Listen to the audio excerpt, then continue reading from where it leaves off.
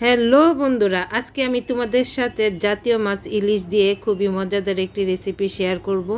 অবশ্য ইলিশ মাছ দিয়ে যে রেসিপি তৈরি করো না কেন সেটাই টেস্টি, অন্তত আমার কাছে তো তাই। তোমাদের কাছে কি তাই?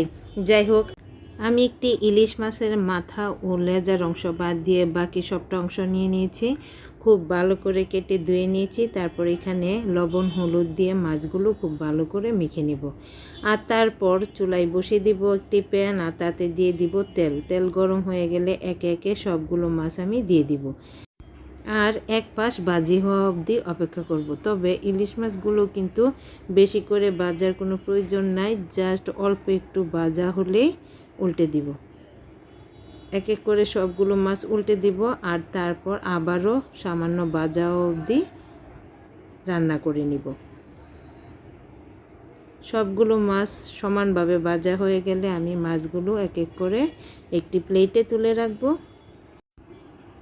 এদিকে মাছগুলো একটি প্লেটে তুলে রাখবো, আর অন্যদিকে একটি মশলার মিক্সচার তৈরি করে নিব। সেই জন্য নিয়ে নিলাম একটি বাটি, আর তাতে দিয়ে দিলাম হাফ চামচ হলুদ গুঁড়ো, 1 চামচ ধনে গুঁড়ো, আর হাফ চামচের থেকে একটু বেশি লাল মরিচের গুঁড়ো দিয়ে কিছুটা পরিমাণ পানি দিয়ে মশলাটা আমি মিক্স করে একটা সাইডে রেখে দিব। আর সেই মাছ ভাজা তেলে আমি এখন দিয়ে দিব বেগুন। বেগুনগুলো আমি কেমন সাইজ করে কেটে নিয়েছি তোমরা আশা করি দেখেই বুঝতে পারছ। বেগুনগুলো কেটে আমি খুব ভালো করে ধুয়ে নিয়েছি। এবার আমি বেগুনের টুকরোগুলো দিয়ে লাল লাল করে ভেজে নিব। অনবরত নেড়ে চেড়ে আমি বেগুনগুলো লাল লাল করে ভেজে নিয়েছি। এবার বেগুনগুলো মাছের সাথে প্লেটে আমি তুলে রাখব। আর তারপর সেম প্যানে আমি ফোড়ন হিসেবে দিয়ে দিব হাফ চামচ কালো জিরে। কালো জিরেটা দিয়ে সাথে সাথে দিয়ে দিব পেঁয়াজ কুচি এবং কয়েকটি কাঁচামরিচের ফালি। এবার এগুলো হালকা লাল করে ভেজে নিব।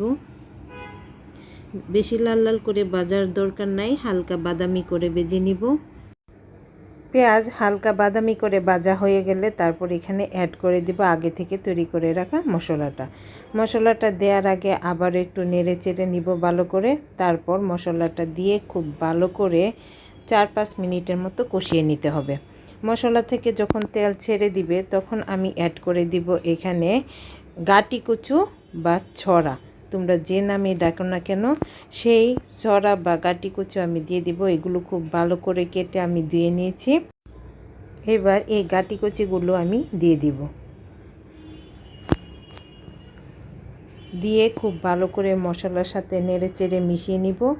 আর দিয়ে দিব কিছুটা পরিমাণ লবণ, আর দিয়ে দিব কিছুটা পরিমাণ হলুদ গুঁড়ো।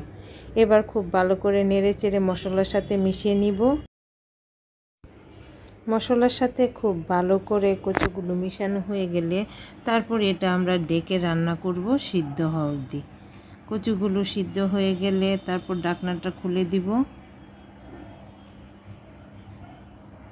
আবারও নেড়ে চেড়ে সব কিছু ভালো করে মিশিয়ে নিব। আর তারপর এখানে অ্যাড করে দিব সিদ্ধ করা আলু। তোমরা যদি সিদ্ধ করা আলু না দাও তাহলে কিন্তু কাঁচা আলুটা একসাথেই কচুর সাথে দিয়ে দিতে পারবে।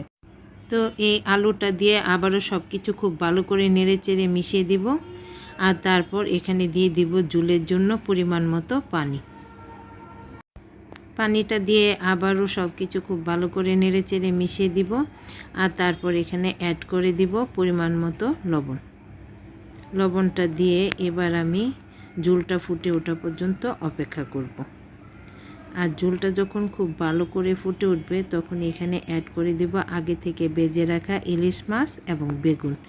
এগুলো দিয়ে আবারও সব কিছু খুব ভালো করে নেড়ে চেড়ে মিশিয়ে দিব। আর তারপর ঝোলটা আরও 3-4 মিনিটের মতো ফুটিয়ে নিব। মাছের ঝোলটা যখন কাঙ্ক্ষিত পরিমাণে চলে আসবে তখন এখানে দিয়ে দিব কিছুটা পরিমাণ ধনেপাতা কুচি। এবার সব কিছু আবারও 2-1 মিনিটের মতো সিদ্ধ করে নিব।